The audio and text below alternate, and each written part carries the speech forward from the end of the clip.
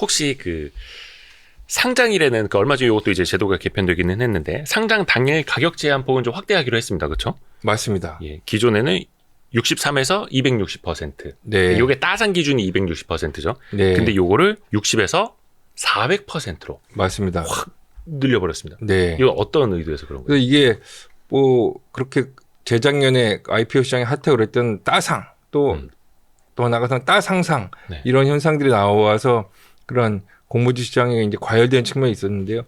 그게 공모가가 예를 들면 100이라고 그러면 이제 장전에 시초가가 형성이 됩니다. 시초가를 200%까지 위로는 할 수 있거든요. 그렇게 되면 그다음에 당일 가격 제한편이 30%다 보니까 100이면 뭐 200까지 되고 200이 다시 260되는 네. 그 정도 밴드에서 우리가 상한을 정했는데 이거를 이제 훨씬 넘어서는 이제 수요가 있다 보니까 다음 날에 또 바로 장 개장하자마자 또 상을 치고 이래서 이거는 균형 가격 발견이 너무 늘어지게 되면 오히려 시장에 좀 가격 사인이 혼선이 된다. 그리고 또 소수의 투자자가 거래 기회를 독점하게 되는 조금 더 빨리 하는 부분은 그런 걸 방지하기 위해서 일단은 한 400%까지 늘어났거든요. 그래서 그렇게 되면 이제 따상이나 따상상 이슈, IPO 직후에 어떤 시장에 과열되는 부분은 잡을 수 있지 않을까라고 지금 제도 개선해서 진행 중에 있습니다.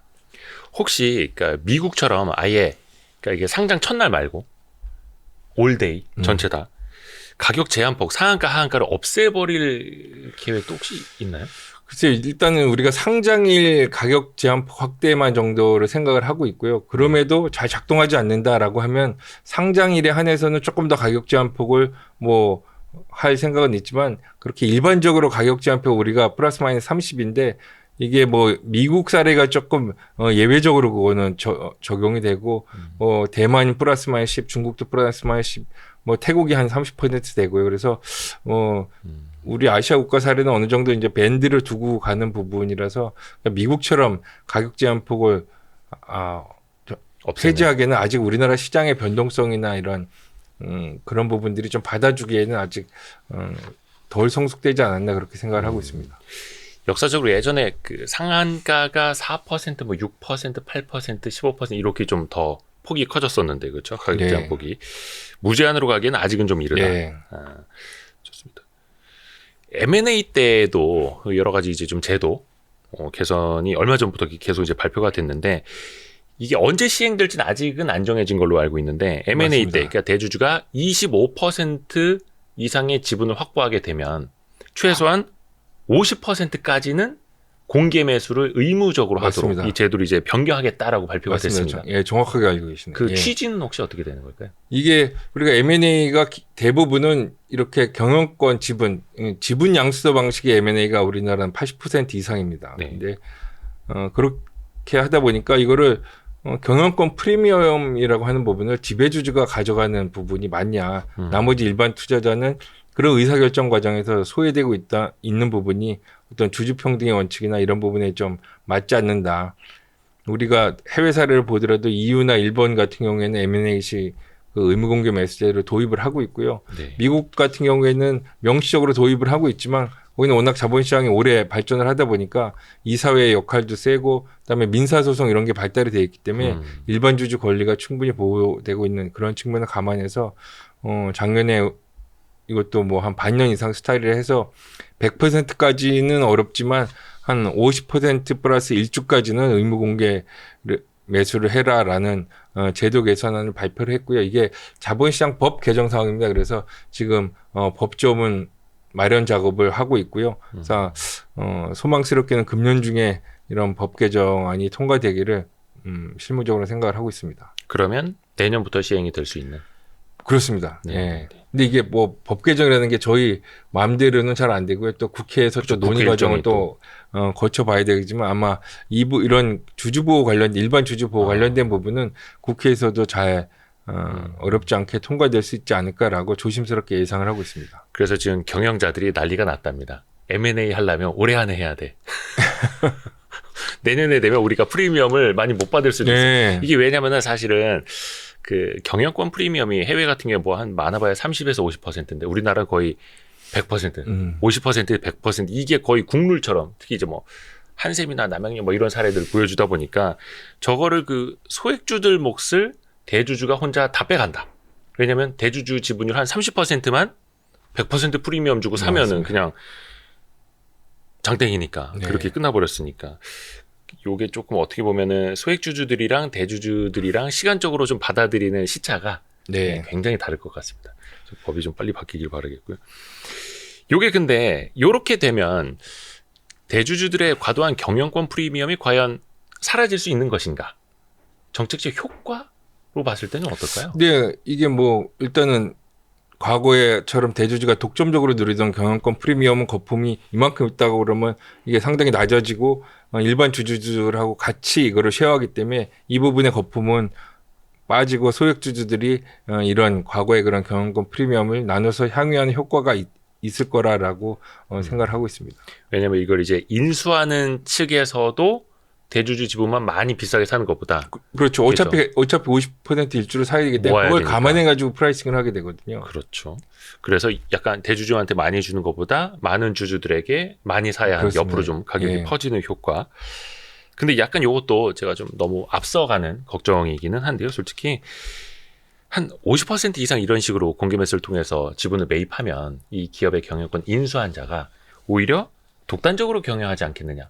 소액주주 보호를 소홀히 하지 않겠느냐. 왜냐면 내가 50% 가지고 공개 매수 한번 했잖아. 이런 식으로 나올 수도 있지 않을까라고 제가 지레 우려를 하고 있는데요. 글쎄요. 어떻게 이게 생각하세요? 사실 뭐 25%나 30% 지분만 갖고 최대 주주가 돼서 독단적으로 너무 경영한다라는 게 사실 문제지.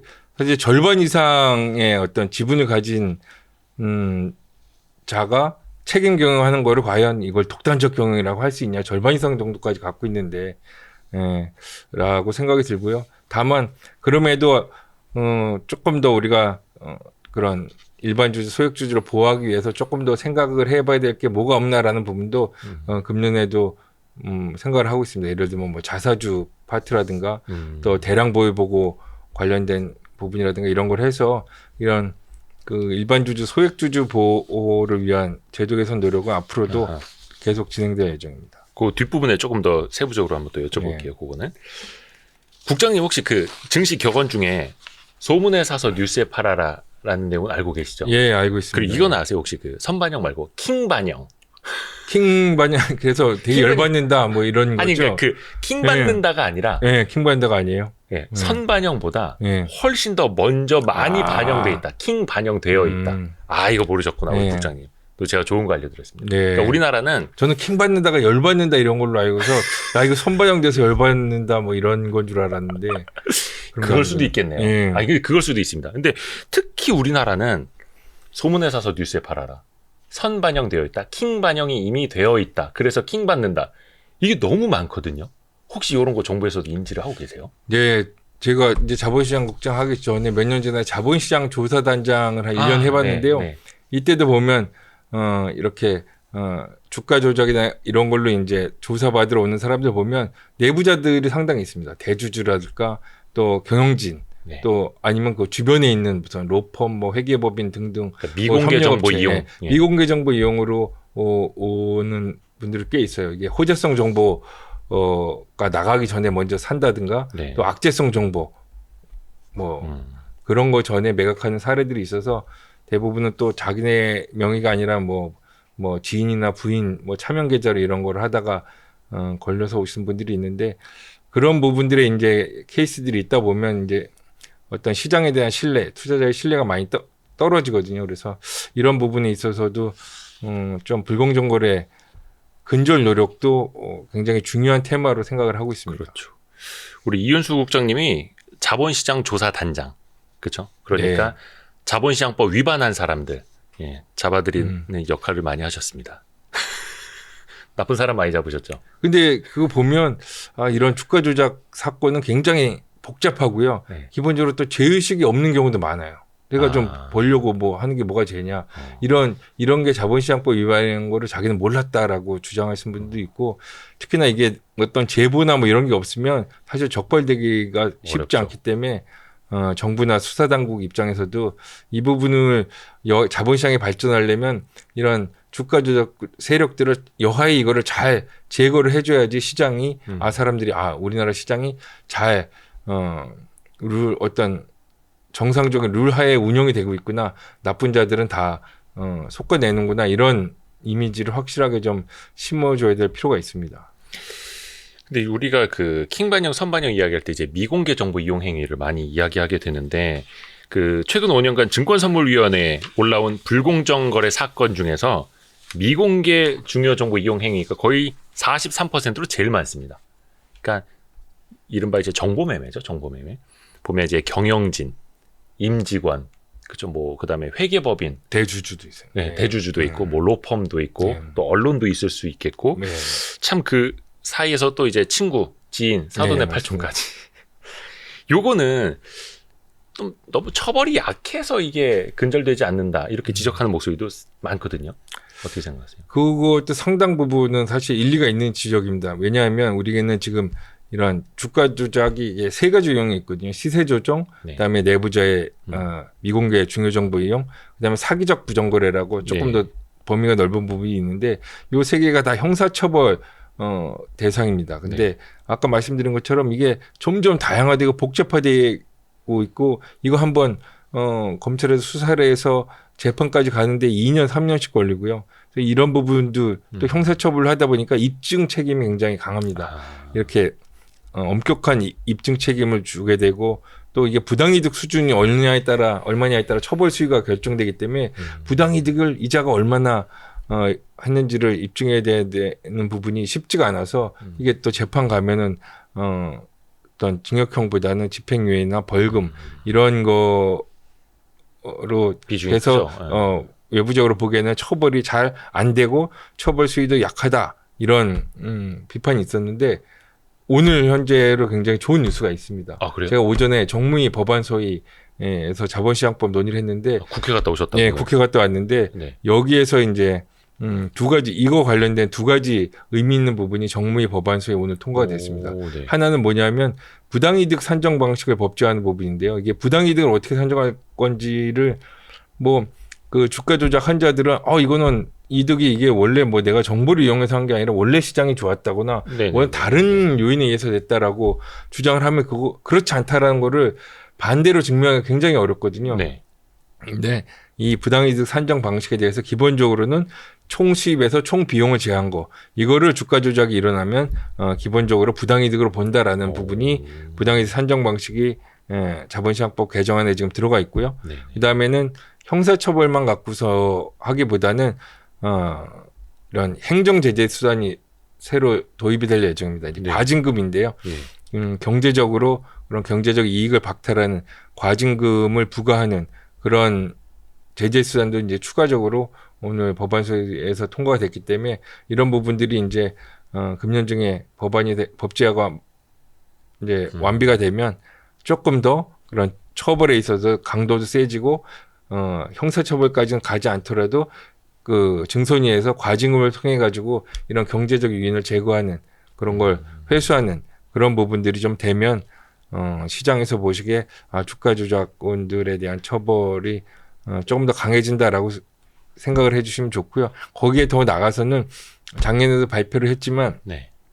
이거에 더해서 주가 조작 환자들은 상장사 임원 선임을 제한하겠다라는 것도 발표를 했습니다. 이런 사람들은 상장사 임원을 아예 못 되게 하고요. 네. 그다음에 자본시장에서 이제 더 이상 거래를 못 하게끔 이제 자본시장을 떠나라라는 그런 이미지를 해서 이 두 가지 부분도 지금 법 개정안을 준비를 하고 있는데 그래서 형사처벌 할 때 그런 부당이득 산정 방식 법제화 그다음에 과징금 이거는 이제 진행이 되고요. 좀 전에 말씀드리고 두 가지는 지금 새로 또 제도를 쿠킹을 하고 있기 때문에 이런 것까지 완비가 되면 시장 참여자들이 보시기에 뭐 100% 만족은 못 하시겠지만 그래도 우리나라도 다른 선진국 정도의 어떤 제도적인 그런 장치는 마련된다라고 이해를 해주시면 좋겠습니다. 일단은 금전적인 제재 수단을 더 강화하는 네, 방향, 그리고 나중에 상장사 임원 선임도 제한을 하고 아예 그 사람은 주식 거래 자체를 못하도록 예. 만드는. 그리고 또 얼마 전에 그 달라진 것 중에 하나가 카카오페이의 대표이사가 상장 한 달 만에 지분을 이제 홀랑 팔아먹어가지고 큰 논란이 됐었는데, 그래서 이제 내부자, 그러니까 대주주 같은 사람들이 자기 지분을 팔 때 팔고 나서 5거래일 내에 공시하는 게 현행인데 맞습니다. 이거를 아예 그냥 한 달 전에 미리 공시를 해라. 예. 나 언제 얼마치 팔게요라고 미리 공시해라. 이렇게 제도를 이제 바꾸죠. 예, 그렇습니다.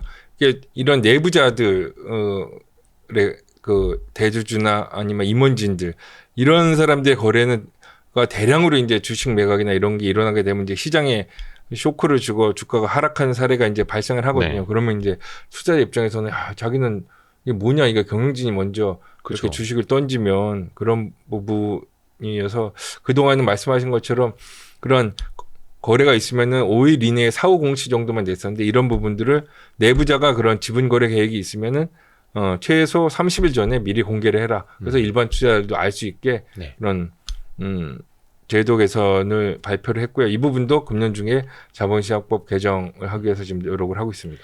올해 법 개정이 돼야 하는 거고 네. 일러야 뭐 내년에 시행될 수 그리고 있는. 그 정도 스케줄로 보시면 되겠습니다. 아, 이거 또 올해 또 다 먼저 파시려고 하시는 거 아닌가 모르겠네. 대주주들이.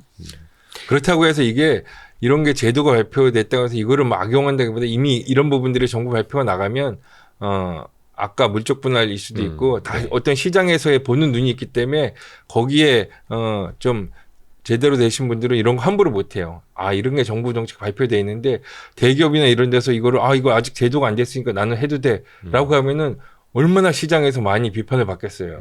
그래서 이런 부분들 정부가 정책을 어나운스를 하면 어떤 반영되기보다는 그런 예방 효과도 저는 충분히 있다. 특히나 대기업들은.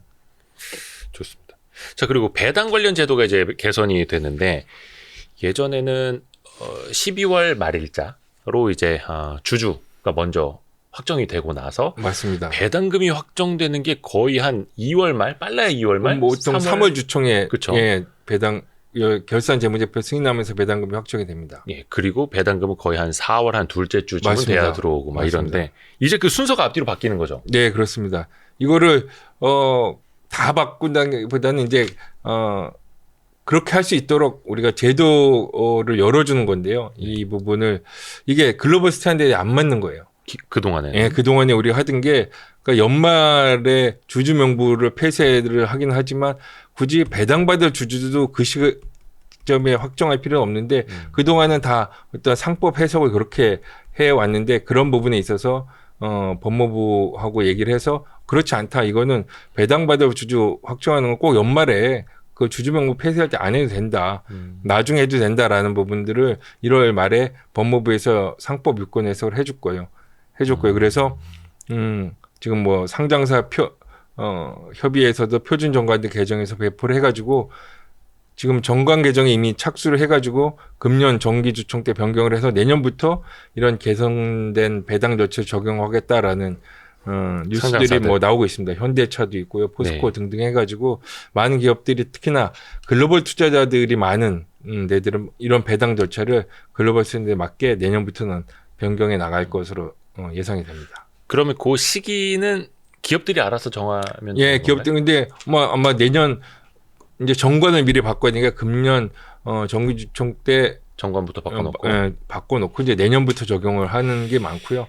또 일부 기업들은 조금 다른 기업들 하는 거 보고 하겠다. 또 외국인 투자 많지 않은 기업들은 조금 더 그런 거를 큰 변화기 때문에 기업 경영에 큰 변화기 때문에 조금 더 시차를 두고 하는 기업도 있을 거라고 판단이 됩니다. 그러면 예를 들면 3월 말 기준으로 주주를 확정을 해놓고 뭐 예를 들면은 뭐 한 3월 초에 배당금을 확정을 하고 뭐 이렇게 할 수가 있는 거예요. 그러니까 시기를 일단은 예를 배당금을 3월 주총 때 결정을 하고요. 그 다음에 배당금을 받을 주주는 뭐 그로부터 뭐 2주 뒤에 한다.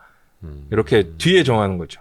그러면 그 뒤에. 그분들에 대해서 뭐 1, 2주 뒤에 이제 지급을 하게 되는. 그러면 이제 이 기업이 배당금을 얼마 해주는 거를 보고 이제 투자를 할 수가 있게 되는 거죠. 어찌됐든 간에 배당금은 주총에서 확정이 돼야 되니까. 맞습니다. 그러면은 배당관리 주주는 뭐 한 4월쯤에 네. 확정할 수도 네. 있는 거고. 네. 그럼 배당금이 지금으로 따지면 한 4월 둘째 주쯤이면 대부분 들어오는데 네. 4월 말이 될 수도 있는 거네. 배당금 들어오는 시기가. 거기에 뭐 조금 조정될 수는 있지만 그 사이에 하여튼 그 주총하고 배당을 지급하는 그 사이에 이제 배당받을 주주가 결정된다라고 보시면 됩니다. 더 좋은 건 이제 반기 배당, 분기 배당으로 약간 좀 기업이 번 돈을 좀 촘촘하게 자주 논아주는 걸로.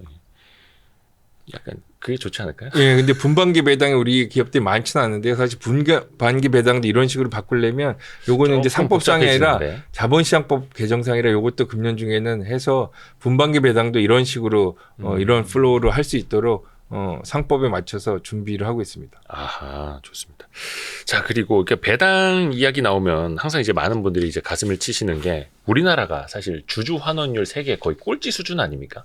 예, 이른바 낮은 편입니다. 예. 사회주의 국가인 중국보다도 낮고 주주 환원율이 거의 제가 알기로는 미국의 3분의 1 수준밖에 안 되는 걸로 알고 있는데 혹시 요걸 좀 높일 수 있는 방법 혹시 뭐 정부에서 좀 고민 중인 게 없으실까요?